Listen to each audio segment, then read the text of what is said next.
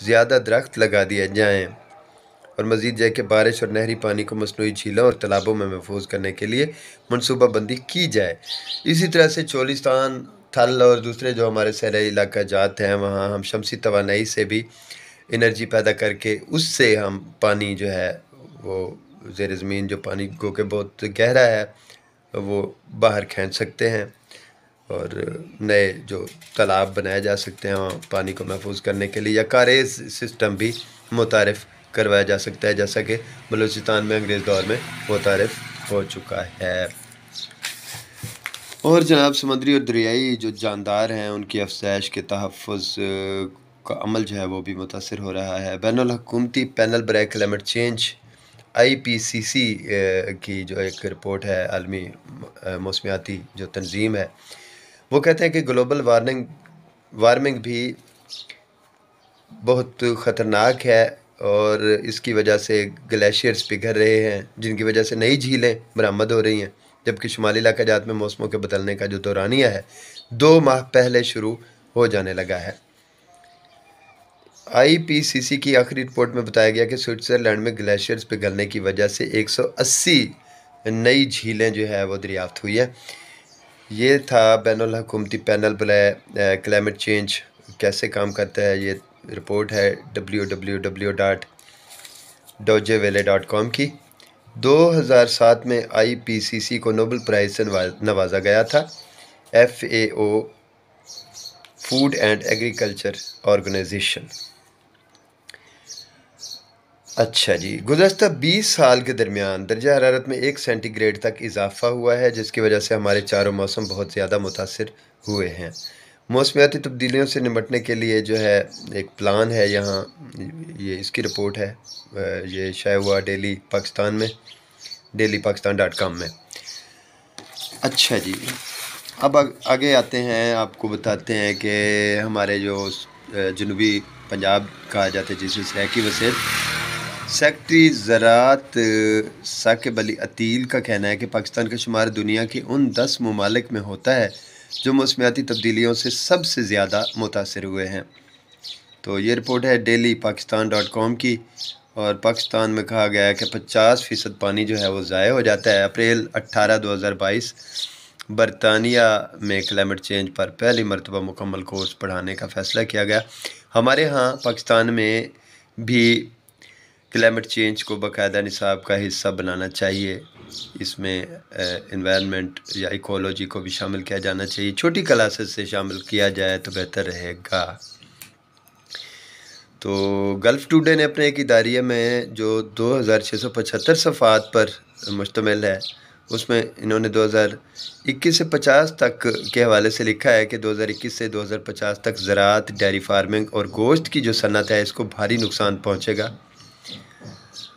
اور ایک اور رپورٹ ہے جس میں لکھا گیا کہ رپورٹ کہتی ہے موسمیاتی تبدیلی کے چیلنجوں پر سست رو عمل کے معاشی نتائج غریب ممالک میں تقریباً 183 ملین افراد کو غربت کی طرف دھکیل سکتے ہیں۔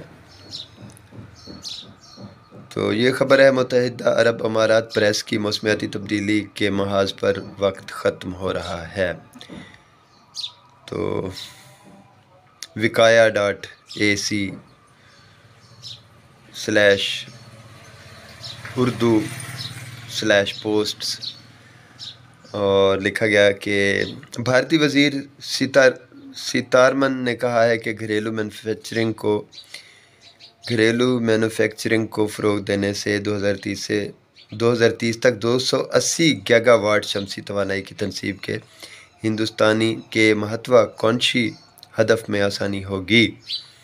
تو ہمارے ہاں بھی ضرورت ہے کہ ہم شمسی توانائی کے جو پروجیکٹ ہیں ان کو بجٹ میں متعارف کروائیں، اور عوام کی جو رسائی ہو انہیں قسطوں پر ہم یہ شمسی توانائی لگا کر دیں تاکہ توانائی کے بحران کو حل کیا جا سکے۔ یورپ میں تقریباً اس پر کام مکمل ہونے والا ہے، اور انہوں نے ٹارگٹ کیا تھا 2030 تک کہ وہ اپنی ساری گاڑیاں بھی اور یہ بجلی پہ منتقل کریں گے، بیٹری پہ، اور بجلی جو ہے وہ متبادل ذرائع استعمال کیے جائیں گے، کوئلہ یا ہائیڈرو پاور یا پانی یا ہوا کے علاوہ شمسی توانائی اور دوسرے ذرائع سے بھی وہ بجلی پیدا کریں گے۔ تو فی منٹ 13 اموات کا سبب بن رہا ہے جیواشم جو ایندھن ہے وہ فضائی آلودگی کے ساتھ کلائمیٹ چینج کو بھی بڑھاوا دے رہا ہے۔ یہ رپورٹ ہے نشانت سکسینہ کی، ترجمہ کیا محمد علی نعیم نے، اور ویب سائٹ ہے www.sqnews.in 2021۔ مکران کے ساحلی شہر پسنی میں ساحل کنارے کچروں کے ڈھیر نظر آتے ہیں جو تیز ہواؤں کی وجہ سے سمندر میں مکس ہو رہی ہیں۔ موسمی تبدیلیوں کے حوالے سے پاکستان اقوام متحدہ کے معاہدے کنونشن آن کلائمیٹ چینج 1955 اور کیوٹو پروٹوکول 2005 پر دستخط کر چکا ہے، اس لیے اقوام متحدہ کے اصول مطابق اقدام کرنے کا پابند ہے۔ فش کمپنیوں کے فاضل اور زہریلے مواد کسی محفوظ جگہ پر ڈمپنگ کی بجائے براہ راست سمندر میں شامل ہو رہے ہیں، جو کہ آبی حیات کی موت کا سبب بنتے ہیں۔ یہ جناب لی گئی معلومات موسمیاتی تبدیلیوں کے اثرات اور مکران میں سمندری آلودگی۔ http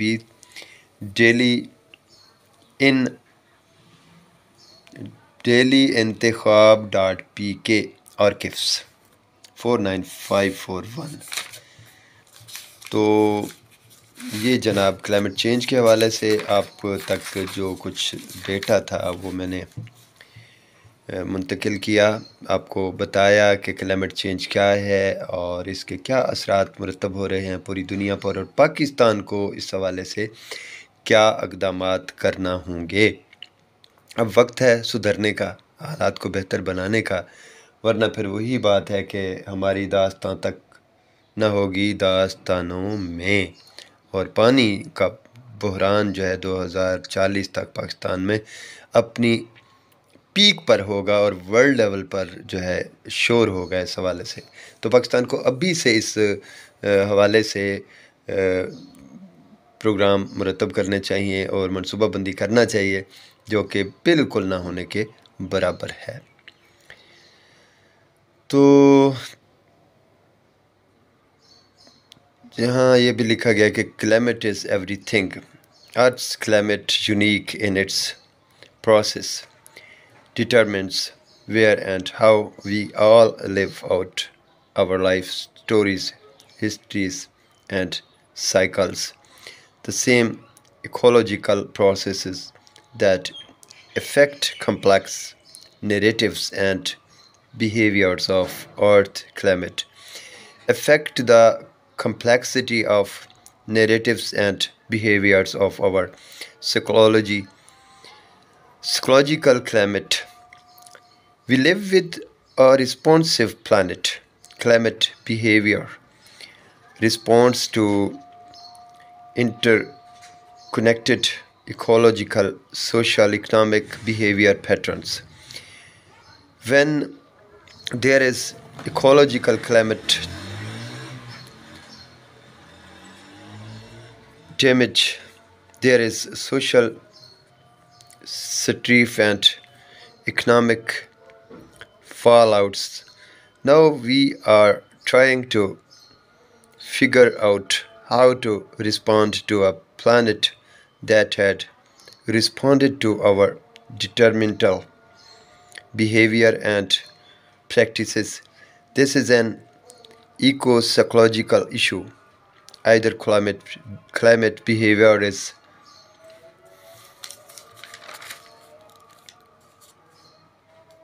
comprised of relative relationships among the atmosphere, biosphere, hydrosphere, lithosphere, and biogeochemical cycles interacting with the behavior and activities of all lifetimes, including humans. That is, human behaviors and practices co-shape the climate.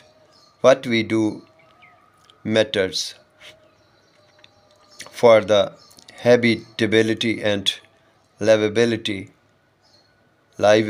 of all life on Earth. Humans are of the climate. Whale interactions with their ocean environment co-shape climate.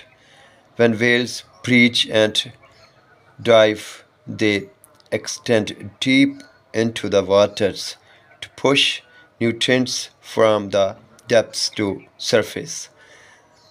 The upwelling of nutrients mix with whale fecal plums to support the extraordinary diversity of marine life and the ocean ability to absorb vast amounts of carbon.